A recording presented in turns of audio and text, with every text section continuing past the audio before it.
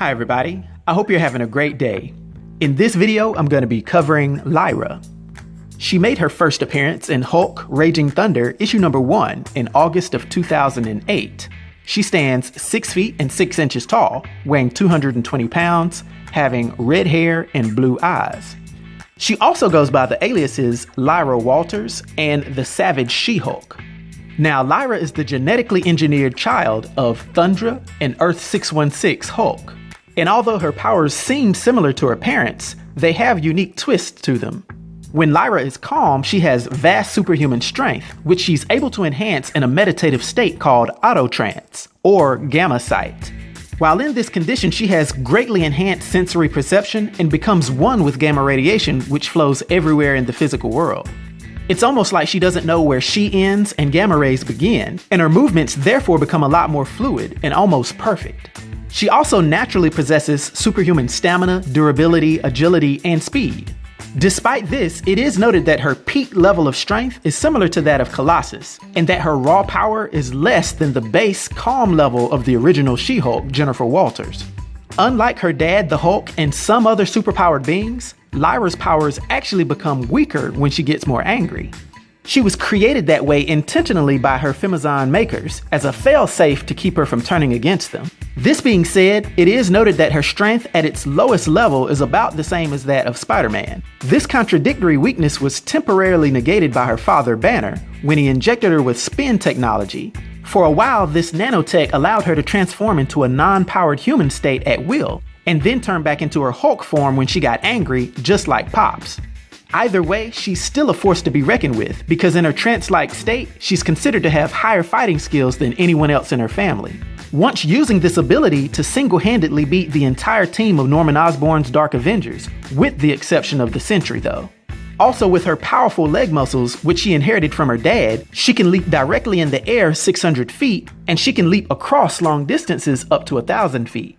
And due to a pheromone treatment that she received when she was a child, she has a very unique immunity to the Venom symbiote, which she and others from her reality call the Black Bloom. To round all this out, she was also raised from a child to be an expert fighter and killer, with extensive experience fighting superpowered beings, all along the way gaining a broad knowledge of future technology and future history. Now, her origin stems from the 23rd century of Earth 8009. At this point in her reality, there was a mass sterilization of the people, including the fact that at some point in the past, Norman Osborn sold superhuman powers to anyone that was willing to buy them. Everything seemed to be an apocalyptic wasteland of superhuman beings. Due to this, the population of Earth 8009 was split into different factions, in particular different tribes of men and separately women. Many of the men being warlike and basically worshipping some of the top heroes of their past, including Wolverine and Sentry. Now, the women weren't fractioned like the men of the time, and they came together with one common cause under the United Sisterhood Republic. This sisterhood was pretty organized, and they defended themselves as best they could against the men's attacks, but they feared that eventually they'd need something to tip the scales in their favor. This led to Thundra being sent to Earth-616 in search of the time's most powerful hero. She ended up running into the Hulk and found exactly what she was looking for. And after battling for a while, Thundra actually stopped and explained the troubles of her world to Hulk, and eventually kissed him, secretly getting DNA from his saliva. At this moment, she was immediately transported back to her Earth, and the engineers of her era spliced the DNA from the Hulk with hers. The result of this was the birth of Lyra. Lyra was extremely gifted and strong, and became an elite warrior for the Sisterhood. And therefore, it wasn't very long before they called upon her to take on a very important and secret mission. The people of the time used technology to reproduce, most everyone being born of test tubes.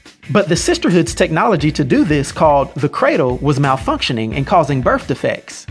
Without the replacement of circuitry within it, it would eventually become their ending. Lyra was given a wristwatch named Boudica, which had artificial intelligence and was linked to the Sisterhood at all times. At this, she was sent on her first major mission, to go to the men's cradle and steal the appropriate parts to repair their own. But although she was successful at getting the appropriate parts, a battle with a traitor ended up destroying the parts, and that ruined the mission. The Sisterhood then regrouped and decided to send Lyra back in the day of Earth-616 to seek out their greatest hero and breed with him. She arrives on Earth-616 during the Dark Reign era, and eventually encounters the most influential and quote-unquote powerful person of this time period, Norman Osborn. In accordance with her mission, she quickly cozies up with him, but when she kisses him, she recalls all the evil that he'll be responsible for creating in the future and refuses to go through with it. And since they initially believed that she was there to somehow attack or kill Norman, the rest of the Dark Avengers corner her, but She-Hulk Jennifer Walters comes to her assistance. The two manage to escape with the help of the A.R.M.O.R organization, and instead of returning to her Earth, Lyra decides to stay and become an agent of A.R.M.O.R. Now, due to her powers and abilities and her influence on the Marvel Universe, for my 1 to 10 rating, I'll give Lyra a rating of 7, which is a master rating.